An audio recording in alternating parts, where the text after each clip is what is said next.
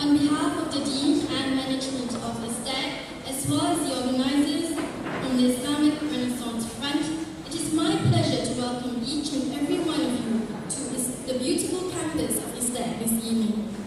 We bid a special welcome to the Rector of the International Islamic University Malaysia, the Honorable Professor Dr. Sheikh Arabi Aidid.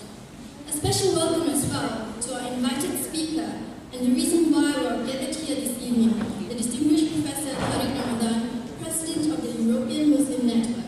A warm welcome as well to Professor Ibrahim M. Zain, Dean of ISTAC, and Dr. Ahmad Farooq Musa, Director and Chairman of the Islamic Renaissance Front. My name is Rabia. I'm a master's student at ISTAC, and it is my pleasure to be your MC for the evening. ISTAC, in short, stands for the International Institute of Islamic Thought and Civilization, and it is housed here at the Kuala Lumpur campus of the International Islamic University of Malaysia. As befits our practice as Muslims, we shall begin today's session with a recitation of the Quran. I'd like to cordially invite Brother Wan Nur Haziki to recite a passage from Surah Al-Hajj, verses 28 to 41. Brother Wan Nur Haziki, please.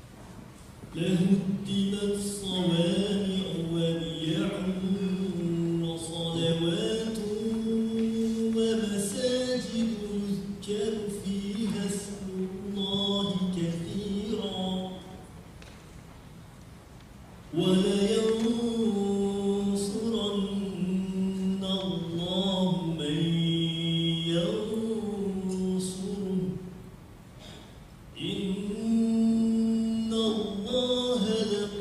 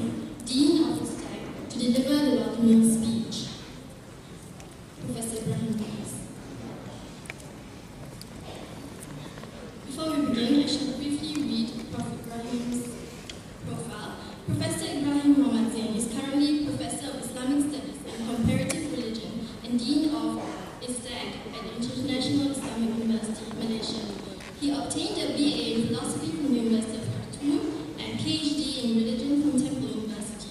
He helped to establish the Department of Islamic Studies in the University of Khartoum and to restructure the Department of Islamic Knowledge and Heritage in the International Islamic University of Malaysia. He has written numerous articles and reviews, and through his academic administration of Islamic Studies programs, supervision of postgraduate research and teaching, he has made a definite impact on the field. His first book was published in 1983, entitled Al-Sulta fi Fiqh al-Muslimin. Professor Ibrahim, please.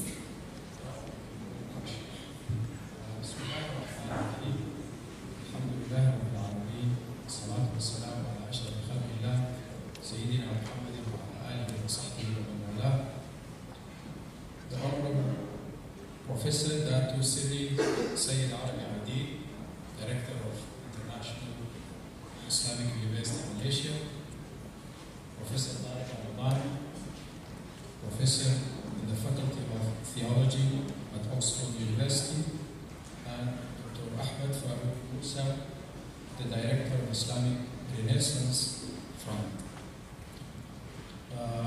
Distinguished professors and colleagues, and ladies and gentlemen, Assalamu alaikum wa rahmatullahi ta'ala wa barakatuh. Very good evening to all of you. We start today, so I'm not going to take the 5 minutes to introduce anybody because this is the biggest crowd we ever had. It is because of Professor Tariq Ramadan, so that tells so many things. I mean, I don't have to introduce you to anybody, but I would like to say a few words. Firstly, that this lecture tonight is about liberty and Islamic value. Obviously, this is a very rhetorical question, and the answer is definitely yes, before you listen to the lecture. But that doesn't mean that you're not going to listen to the lecture, obviously. Perhaps, if I were asked to talk about this, I would say definitely yes, and that would be the end of the lecture. But obviously what he's going to talk is about how this value has been misplaced in the hierarchy of values and how it should be understood within other values, and how Muslims can discover liberty as a value in their tradition. As I said, I'm not going to talk too much because everybody is for him, not for me. And thank you very much. Assalamu alaikum wa rahmatullahi wa barakatuh. Thank you, Professor Ibrahim. Next, it is our pleasure to invite Dr. Ahmed Farouk Musa, Director and Chairman of the Islamic Renaissance Fund, to say a few words. Dr. Ahmed Farouk Musa is an academician at Monash University. He is a trained cardiothoracic surgeon and a researcher in the field of cardiac surgery. He has been actively involved in social work since his student days in promoting the establishment of civil society.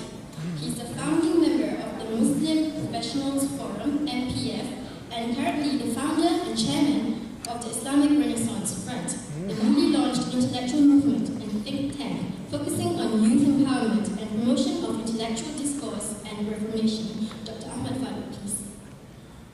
Thank you, Madam Chairperson. Alhamdulillah, alladhi hadana li hadha wa ma kunna linahtadiya lawla an hadana Allah. Wassalatu wassalamu ala rasulillah wa ala alihi wa man tabi'ahu wa nasarahu wa wala. Professor Ibrahim Zain, Director, International Institute of Islamic Thought and Civilization. The esteemed Professor Dr. Sayyid Arabi Adi, Rector of the International Islamic University. Our honorable guest, Professor Tariq Ramadan, Your Excellencies, distinguished professors, ladies and gentlemen, Assalamu alaikum wa rahmatullah. For the past quarter of a century, the absolute number of democracies in the world has almost tripled. However, Muslim countries in the Middle East and North Africa in particular remain indifferent to this wave of change and have the world's lowest average levels of freedom. It is not a strange phenomenon then that our esteemed guest, Professor Tariq Ramadan, is a persona non grata to many of these so-called Islamic countries, the self-proclaimed custodians of the two Haramain not excluded. The Arab population of 300 million, with a land area larger than all of Europe, and a plentiful oil and natural resources, today have a GDP lower than that of Belgium plus Holland, produce fewer scientific publications than Israel alone, and translate fewer books than Greece. Throughout most of the region, poverty and human rights abuses are noticeably prevalent. How did the Muslim lands, which a millennium ago were home to one of the most advanced culture in the world, fall so far behind in their cultural, economic, and political development? How did this peaceful religion spawn a fundamentalism so extreme that it today is the main threat to international peace and stability? And perhaps more importantly, how can this tide be turned? Perhaps to initiate the change in tide is first to change the way how Muslims think. It is important first of all to return to the sources and to undertake a clearing of the terminological ground, moving beyond rhetoric and simplistic oppositions that are so quickly formulated by some fuqaha. Concepts such as Sharia, the law, al-aqidah, creed, al-ibadah, worship, al-mu'amalah, social affairs, and al-maqasid, objectives, must not only be defined but revisited in the light of legal tradition and integrated into a general methodology that enables us to take up the challenges of our time. We have to realize that while the orders of creed and worship, al-aqidah wal-ibadah, are subjected to the sole and ultimate authority of the revealed text, the sphere of social affairs, al-mu'amalah, is wide open for human intelligence and its creativity, based on some broad guidelines and general principles laid by the Quran. It is this freedom or liberty which has been offered to human intelligence that has enabled Islamic civilization to produce the abundance of scientific and philosophical knowledge in the course of history. Some intellectuals and thinkers, influenced by debates over civilizations, find themselves compelled to overemphasize the distinctive features of what is supposed to represent the specificities of their own civilization or culture. One of the most recurrent themes in debates within the Western, liberal and democratic societies is the distinction made between the private and public spheres. We believe no public sphere can be wholly neutral culturally or religiously. Each nation has a history, a tradition, a collective psychology that naturally imposes a specific cultural shading to the given nation's public sphere. The heated debates around the neutrality of public sphere in terms of religion and culture are oversimplified and misleading because such mythical neutrality simply does not exist. While pluralism is said to have been accepted by Islamic civilization throughout its history, from medieval Andalusia to the Ottoman experience under Sulaiman the Magnificent, the core of the debate avoids the main issue, that is acceptance of culture and religious diversity, does not at all guarantee equality in rights, although these higher objectives ought to be the foremost in motivating our reflections. Thus, in the West or the East, social and political issues are either displaced to the religious or cultural fields, or replaced within a history that fails to provide clarity about the modalities of social organizations and of rights protection. We believe contemporary Muslim thought must approach those issues in the light of the higher objectives, or what is known as al-maqasid, inferred from the text, context, and history. What in effect in contemporary societies, and apart from confused digressive discourse about religious and cultural pluralism, does the respect of dignity, welfare, freedom, equality, and justice mean for individuals within a given society?